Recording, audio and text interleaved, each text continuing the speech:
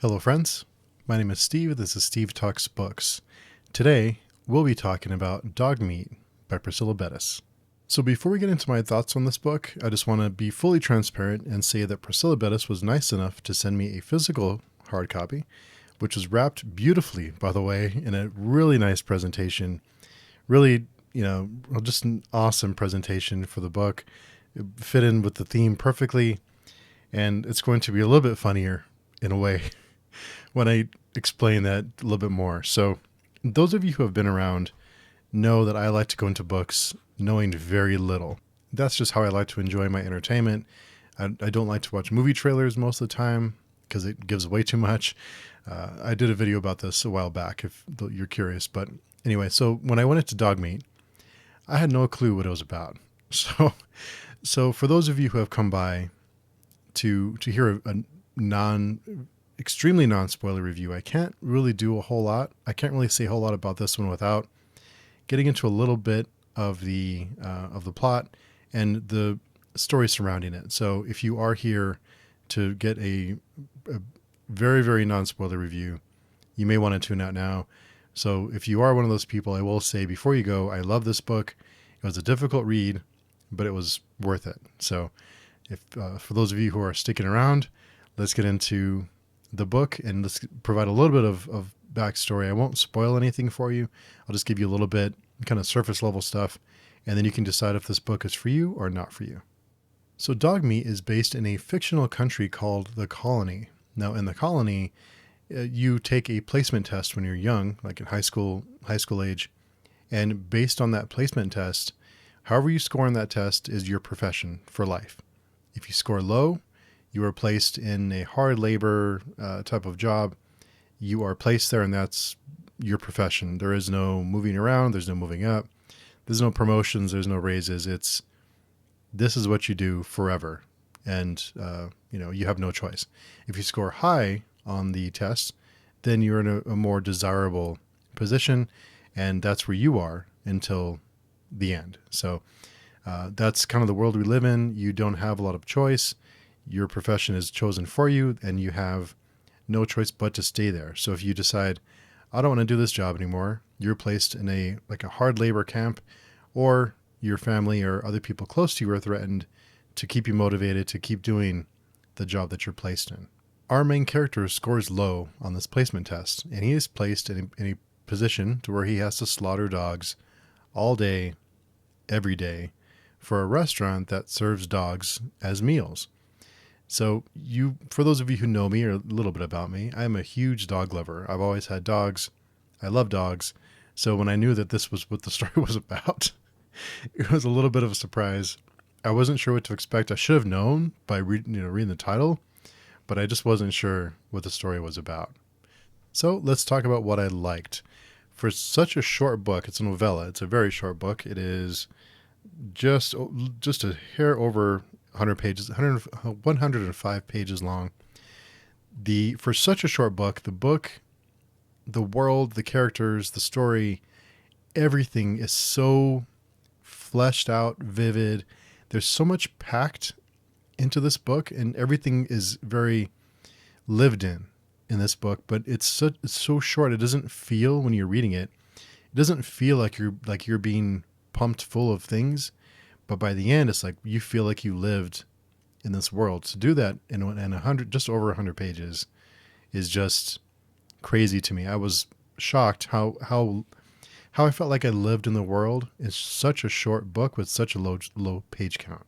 The struggle of the main character weighs on you throughout the book. I mean, the main character doesn't want to be slaughtering dogs all day. The main character wants to go and do other things, wants to live his life, but he has no choice. And he is at this constant battle with himself on what to do, how to get out of this predicament. He just has no control over what he is forced to do. He can't get out of it. So every day is it's like every day is the same thing for him, and he hates his job, but he has no choice. And that repetitiveness, it made me wonder, what would doing this every day do to someone, whether it's slaughtering dogs or another type of animal?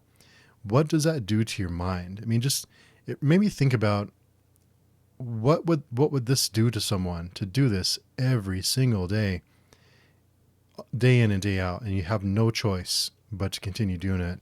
That struggle with him and the fact that he has no control over it really weighs on you, and you really feel that hopelessness, that's just, you want to break out of this prison that you're in. It's like torture almost to have to go and do this job every single day. And this may sound strange to put under things I liked, but this was a challenging read for me. And I almost, this is one of the rare times when I wish I would have read the synopsis first, just to prepare myself a little bit. But in a way, I kind of liked going into it not knowing anything and then being shocked about what the book was about and just being consumed with the whole world. Because it's not only about slaughtering dogs, it's about more than that. And Priscilla's whole purpose in writing this story was to bring attention to that industry. Now, in bringing attention to that industry, I didn't even know, I mean, I knew it was still a thing, but I just didn't know how much it still happens. But it did make me think about other types of industries, other types of meat industries. Now, under what I didn't like, this was tough for me. The only thing that I didn't like was that it was a tough read. That's the only thing I can write down. It was very difficult at times to read just because of the story. But there was a purpose to it. It wasn't for shock value or being gratuitous. There was a purpose in it. There's a reason this is what the story is about. And there's a reason Priscilla wanted to share this with us. So for my overall thoughts, this is a book that will stick with you for a while. And not because of the slaughtering animals part, but also the characters, the world they live in, all of it. Like I said, it feels like you live there, and you'll think about that character.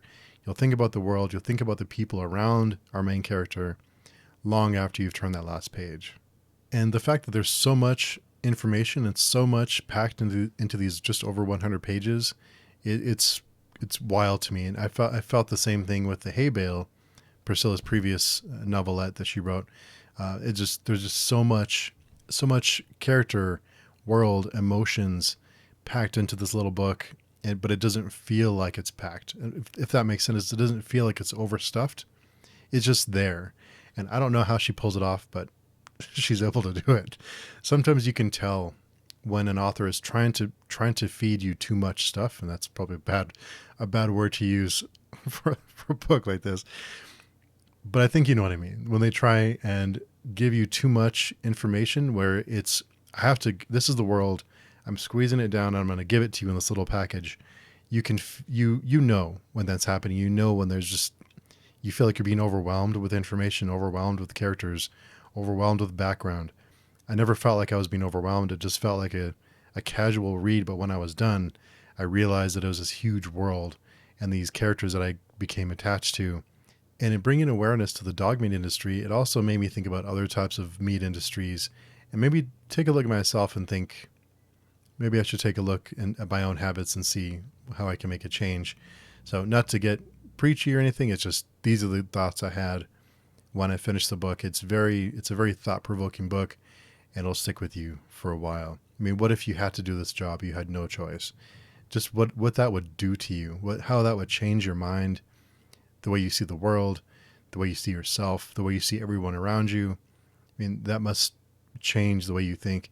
I have a friend who used to live in Iowa, and one of his other friends worked at a slaughterhouse, and he had told me about how they would rotate people around when someone was in one area too long, because it started to get, they would change.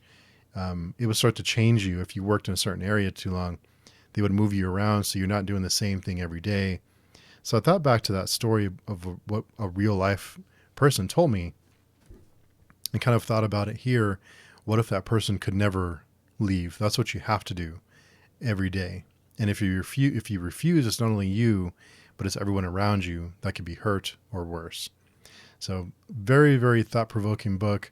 It was difficult to read at times, but I'm glad I read it. And I'm like I said, I'm blown away about how much is packed into this small book.